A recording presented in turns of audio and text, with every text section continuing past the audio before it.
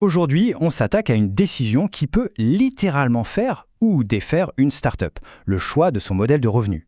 C'est vraiment le moteur financier de la boîte et on va voir ensemble comment s'assurer qu'il soit bien solide. Pour bien comprendre à quel point c'est crucial, rien de tel qu'une petite histoire. On se souvient des vidéoclubs? Le bon vieux modèle de la location à l'unité. C'était simple, ça marchait. Et puis, Netflix est arrivé. Et avec eux, un truc complètement différent. L'abonnement illimité. Bon, la suite, tout le monde la connaît, hein. Les habitudes ont changé, les gens voulaient de la simplicité, un accès illimité. Le modèle de Netflix a explosé.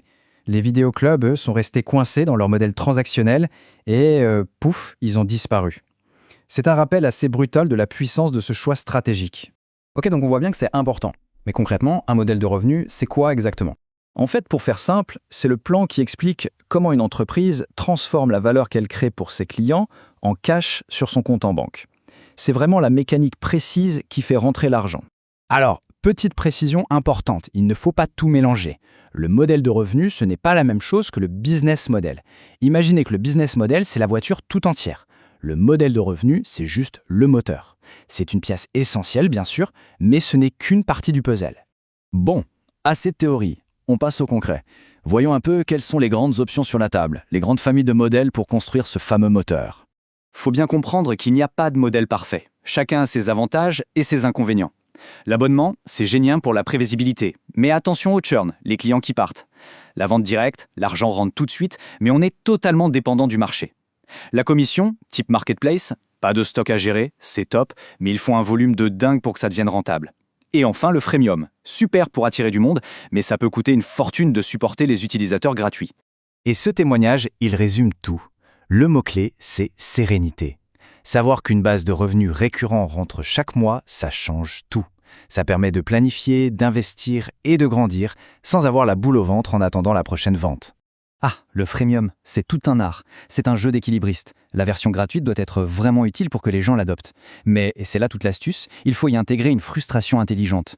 L'exemple de Zoom avec la limite de 40 minutes est parfait. Ça pousse naturellement vers l'offre payante.